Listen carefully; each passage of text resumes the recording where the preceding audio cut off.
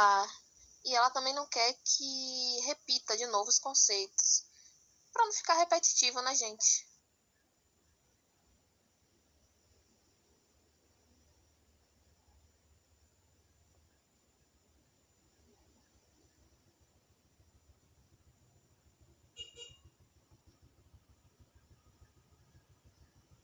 Ah, gente, eu achei um conteúdo bem legal aqui. O texto diz que Piaget contribui no sentido de explicar a importância da ação do sujeito mediante o meio, e essa ação é indispensável na construção de conhecimentos, ou seja, o estudante precisa participar ativamente do processo de aprender.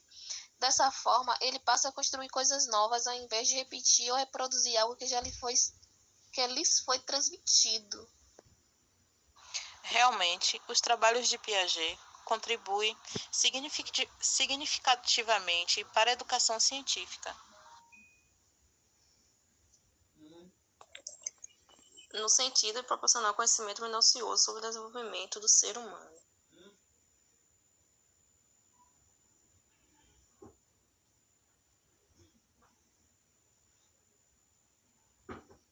Como sabemos, né, nós estudantes precisamos participar ativamente do processo do aprender. Dessa forma, ele passa a construir coisas novas ao invés de repetir ou reproduzir algo que já foi transmitido. É bem isso, Alana. Eu estava lembrando até de um exemplo, né, do lugar que eu trabalho. É numa escola municipal, né, e tem uma criança que ela vive em condições difíceis, assim, no ambiente familiar. Ela tem 8 anos e, devido a essas condições, né, que ela passa em sua casa, isso tem afetado no desenvolvimento dela, né, e a mentalidade dela mostra assim que ela é como se ela tivesse 4 anos, do jeito dela falar, que ela só quer sentar com as crianças sentar para estudar com as crianças do pré-1 e pré-2, ela não quer ficar com a turma dela.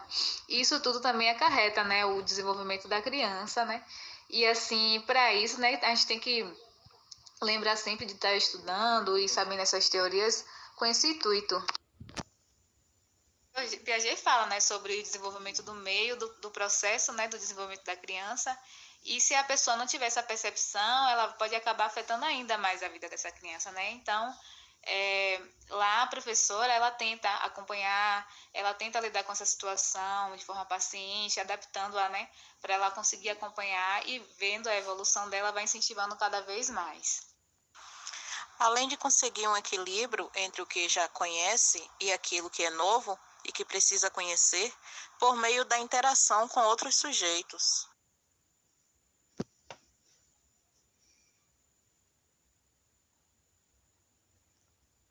E a teoria de Piaget traz muito isso, que é necessário respeitar o momento do sujeito, o instante que o estudante está pronto para receber determinado conteúdo.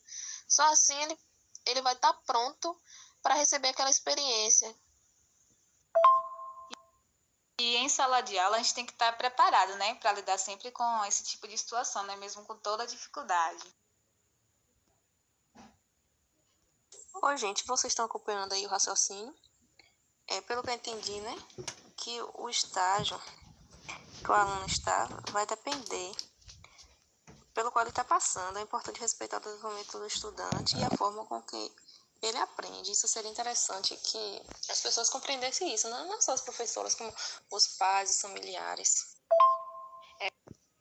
Verdade, é bem isso que a Lana comentou aí, né, que outra coisa interessante, né, que vi aqui é que por meio da teoria piagetiana, o professor tem que saber como e quando ensinar, né, determinado conteúdo e de que forma deve ser ensinado, né, pois pelos estágios estudados por Piaget é possível visualizar o desenvolvimento, né, dos sujeitos e que lhe é possível também aprender em determinado estágio.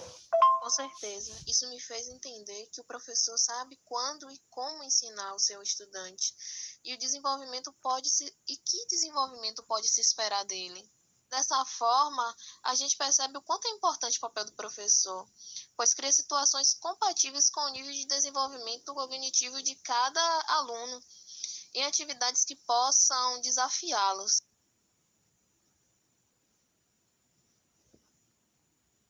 Sim, sim. Tem outro caso aqui, né, para contar, cheio de caso, que eu acompanhei, né, que é na minha experiência, né, de trabalho, que tem um aluno super inteligente e ele conseguiu, né, acompanhar a sua turma devido à insistência e estímulo da professora, né? Vem tendo um resultado muito bom na escola e ele conseguiu também compreender o seu tempo, o seu desenvolvimento, né? E direcionou para que ele conseguisse superar suas dificuldades, né? Porque o médico, quando ele era recém-nascido, já tinha desenganado, dizendo que ele não ia enxergar e que ia ser uma criança meio que limitada, né, em relação a isso. Mas, muito pelo contrário, hoje ele acompanha a turma, faz todas as atividades em sala de aula, interage normalmente com as crianças, ele acompanhou, né, acompanha e acompanhou a sua turma nos períodos normais, né, gradualmente, e a professora também ajudando, né, auxiliando e sempre buscando desenvolver essas habilidades dele, né. Pois é, um assunto tão interessante que a gente acaba ficando tão reflexivo em relação ao que nos espera no futuro.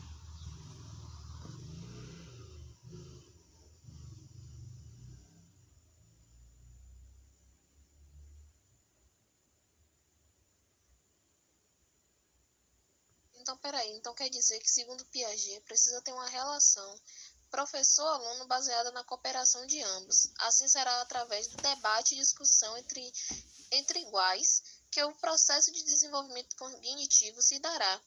O professor assumindo o papel apenas de investigador e provocador, mantendo o clima de cooperação sempre. Isso, Anne, isso. É tipo assim, uma relação que as consequências serão a descentralização, a socialização, a construção de um conhecimento racional, né? Uma coisa bem dinâmica relacionada aos alunos. Olhem as imagens que eu achei aqui. Interessante para colocar na pesquisa.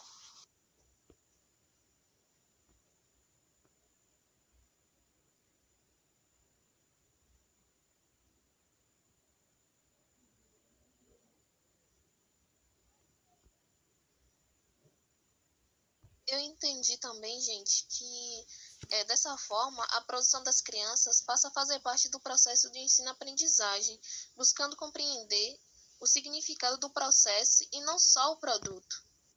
Sim, gente, pelo que eu entendi, a gente pode estar acrescentando na pesquisa que o professor não deve se preocupar somente com o conhecimento através da absorção de informações, mas também pelo processo de construção da cidadania do aluno. É bem isso? Podemos colocar também que, para esse processo ocorra, é necessário a conscientização do professor de que seu papel é de facilitador da aprendizagem.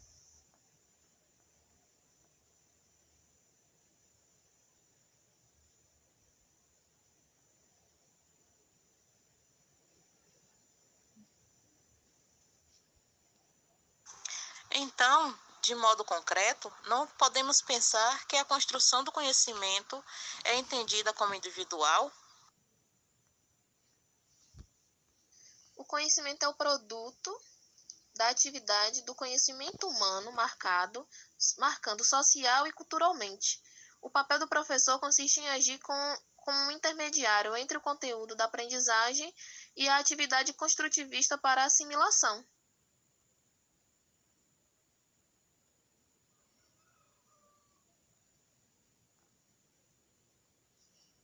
E vem cá, gente, e sobre o papel da escola, vocês pesquisaram alguma coisa?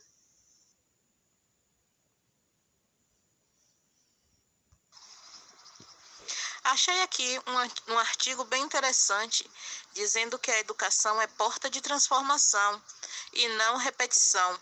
O papel da escola, segundo Piaget, não era de criar padrões repetitivos de aprendizado, como forma de unificar a criação. A proposta é alimentar a criação de pessoas que pudessem fazer mudanças a partir de coisas novas.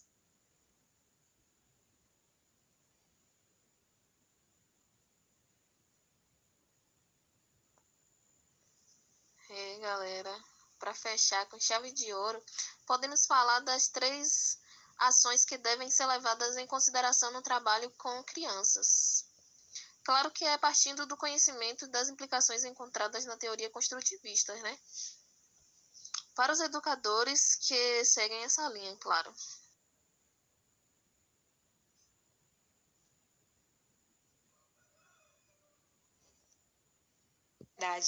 tipo, possibilitar a participação de todas as crianças nas diferentes atividades, mesmo que o grau de competência, conhecimento e interesses forem diferentes, né? Isso a gente vê muito no construtivismo, eita, quase um trava-línguas, que é o questionamento dos alunos, né? Que tem que ser bem valorizado.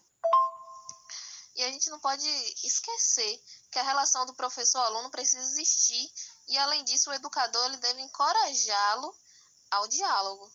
Sem diálogo, não tem aprendizado. E o que me fez pensar é que um dos pontos principais dessa teoria construtiva é que o professor sai do foco. Ele não é mais o detentor do conhecimento, e sim o mediador e incentivador.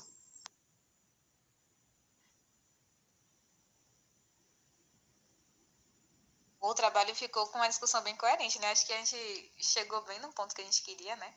Abordando tudo, ficou massa, né? Pra mim, a gente já pode já começar a dar continuidade, né?